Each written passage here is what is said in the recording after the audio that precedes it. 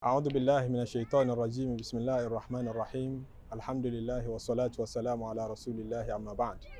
Adá ọpẹ́ tí ó pọ̀ fún Ọlọ́run, tọrọ ìkẹ́ tọrọ ìgẹ̀ fún Ànábì Muhammad sallallahu alaihi wasallam, a sì tọrọ ìkẹ́ ìgẹ̀ fún gbogbo àwọn ẹni rere tí wọ́n jíṣẹ́ Ọlọ́run ṣáájú wa tí wọ́n jẹ́ ẹni rere àtàwọn tó pẹ̀lú wọn jíṣẹ́. A tọrọ fún àwọn àfáà tí ó kọ́ wa ń kéwú àtàwọn òbí tó bí wa. Èyí tí a kó jọ ní ààyè yìí lénìí, a kó jọ láti lè dúpẹ́ lọ́dọ̀ Ọlọ́run, a kó jọ láti lè yí Al-Qur'an sí. Kò sí iye ìgbìyànjú tí ẹ̀dá bá ṣe láti lè dúpẹ́ fún Ọlọ́run tó lè tó.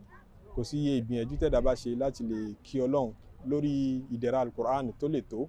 Òun ni tírà t'Ọlọ́run fi yọ wá nínú òkùnkùn tó fi yọ wá sínú ìmọ́lẹ̀. Òun ni tírà t'Ọlọ́run fi daṣọ ìbò wá tó fi gbé wa ga. A gbìyànjú láti ṣàlàyé níwọ̀nba bí ìmọ̀ wa ṣe mọ̀ àti bágbára wa ṣe mọ̀ díẹ̀ fún àwọn aráyé nínú Al-Qur'an. Suratu Yusuf òun ni à ń bára wa ṣe tafsiri rẹ̀ bọ̀ láti bí oṣù mélòó kan tá a bẹ̀rẹ̀ lẹ́yìn Ramadan. Ọlọ́run wá fún wa láṣeyọrí lérí ẹ̀. A fẹ́ dúpẹ́ lọ́dọ̀ Ọlọ́run pẹ̀lú wàlímà gẹ́gẹ́ bí ìlànà tá a rí látọ̀dọ̀ àwọn ẹni rere tó ṣáájú wa.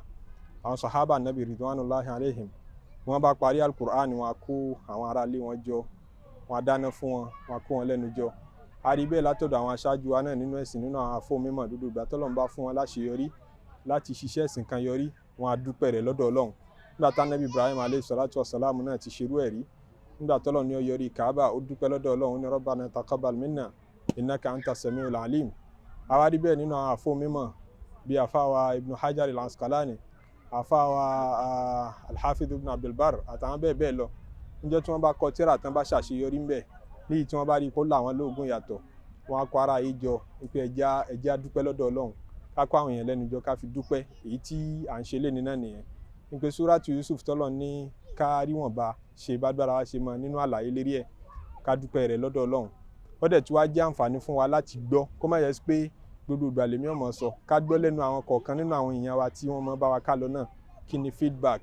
Abárẹ́ni tó ní béèrè àbí tabárẹ́ni tí ó ní observation àbí mọ̀ràn tí wọ́n lè yá wa. Òun ló fa ìkójọ ráńpẹ́ yìí. Abẹ́ Ọlọ́run ọba kó má ṣà fún wa ní àṣepẹ́.